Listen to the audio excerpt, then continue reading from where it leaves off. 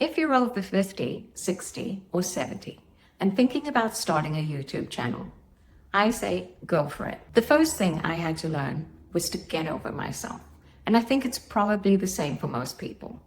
We will have all kinds of excuses about why we shouldn't start. For me, it was, I am 64. Who'd want to hear from me? Who'd want to see me anyway? So those were the barriers that I had to climb over. It took me 2 years to get there. Can you imagine what I could have done in 2 years? I would have had so much more viewers. I would have had so many more videos. I might have even been monetized. But here we are. I started at the beginning of December. I started with shorts because it was easier for me. I only had to record for a few seconds and then learn how to edit. That wasn't so bad. So in the first month, I was able to put up 34 shorts. With that came 10,000 views, 24 subscribers, and 29 watch hours. So now I only have to make 3,971 watch hours to get monetized. I learned so much over the past month of the process of making videos and uploading them. The first thing I learned is that YouTube is a lot of work. You have to know your audience and find an interesting topic. Once you've done that, you have to create an outline that you can use to speak freely on YouTube.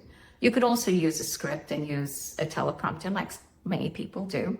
For me, I found it more comfortable to just speak freely. So I use bullet points. Another thing I learned about making videos on YouTube is that it is an emotional roller coaster.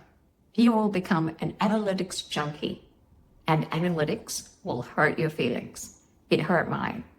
When I didn't see 1 like in the first week, I was very disturbed. But I realized that it took time. And after the first week, I started getting some likes. And in the second and third weeks, I started getting a few comments. For me, that was great success in the first month. The next thing I learned, which was very important for me, was making YouTube videos alone was not going to make me wealthy. If you look at the seasoned YouTubers, some of them are making hundreds of thousands of dollars and more every year. But the important thing to remember is that they're not making them on their videos alone. Some of it comes from partnerships, some of it comes from affiliate income, and others come from digital products that are in line with the videos that they're making. So I had to disabuse myself of the notion that I would suddenly start making hundreds of thousands of dollars if I just put out enough videos. There's more to it. It's like building an ecosystem around your videos.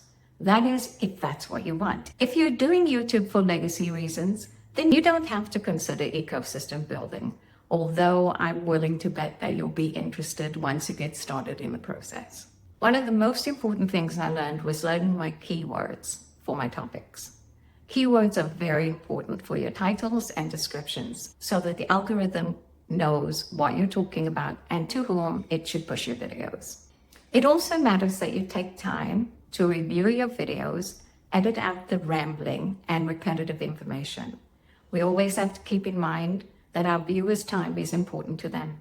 They will only stay as long as you keep them engaged. One of the biggest takeaways for me was that I learned how to use AI well.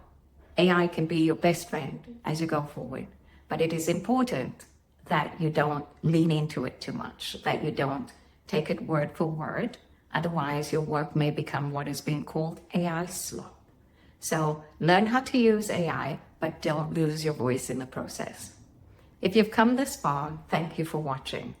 If you found this information interesting, please like and subscribe, and I'll see you the next time.